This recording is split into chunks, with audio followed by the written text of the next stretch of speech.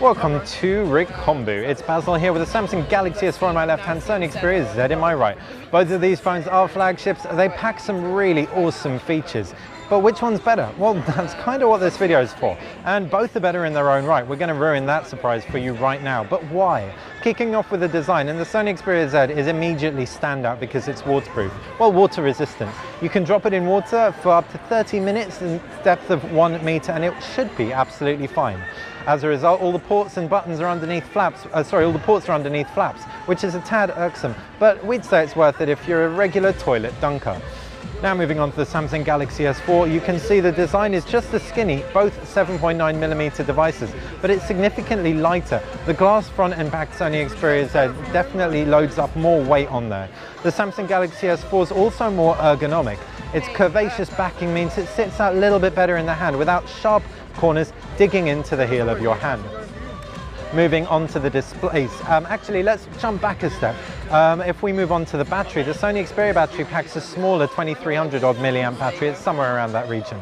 The Samsung Galaxy S4 is a 2600 milliamp battery. The key difference being the Samsung Galaxy S4 battery is removable, so if you like carrying spares, then you'll want to go for the Samsung Galaxy S4. Moving on to the display, you've got 5 inches on the Sony Xperia Z, 5 inches on the Samsung Galaxy S4, both full HD and both with their own strengths. While both are 441 ppi, that's pixels per inch, giving them the same technical sharpness in terms of numbers. The Samsung Galaxy S4 packs a pentile display, which means the sub-pixel arrangement makes it ever so slightly less sharp.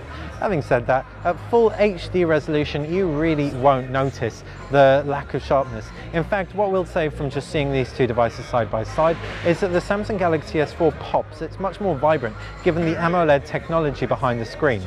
It's also going to have deeper blacks as well, and a more sensitive touchscreen with a super sensitive touch operable with your nail, with a glove. Really smart stuff.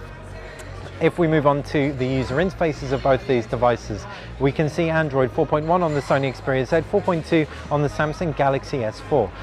Samsung overlays with touch, which is a really heavy user interface. Sony overlays their user interface with Sony's Xperia user interface. Really smart, really attractive. Sony's is more minimalistic. You have your, if we take a pinch for example, you have your overview of your home screens, and you can add and remove them at will on both these devices, and there is a lot in common. Samsung do go one step further though. With the gallery, for example, these gestures actually enable us to swipe through our images with little more than a hover. If we take hovering to the next level and jumping through to the gallery, a simple hover over our galleries albums will actually give you a preview of what's in the albums, and this is applicable with email. And this is applicable with email as well, previewing your email.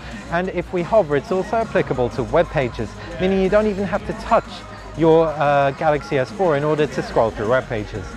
Sony, however, as we said, has some really cool features as well within the UI, such as their Xperia Link.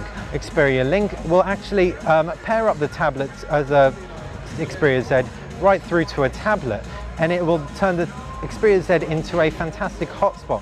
What's great about Xperia Link is once the two devices are paired, you can activate tethering from the Xperia Z without having to even touch it. You can do it all from the tablet, making the integration really nice and deep.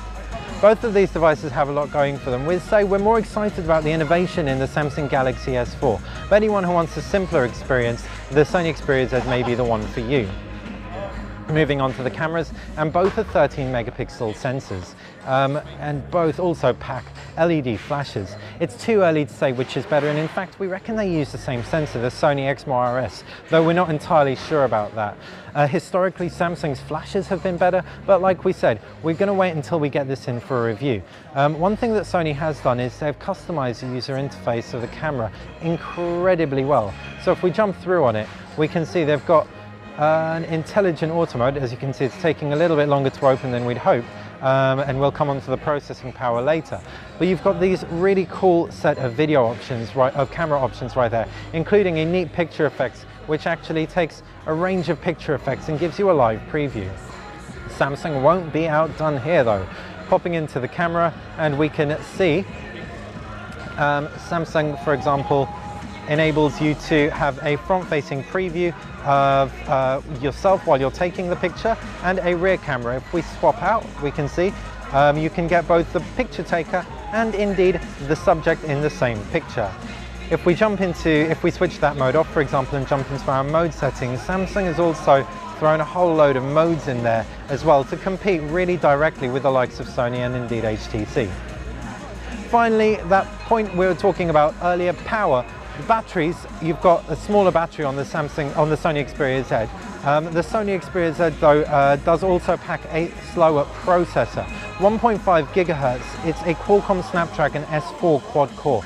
The Qualcomm Snapdragon 600 processor in the S4 is clocked at 1.9 GHz, making it heaps more powerful, which is why you saw that slowdown earlier on the Sony Xperia Z when we opened the camera and you didn't see it in the Samsung Galaxy S4. We believe we've covered pretty much everything, but if you've got any questions, please fire them in the comments section below. If you like this video, click like, and if you like Rick Hornby's channel, click subscribe.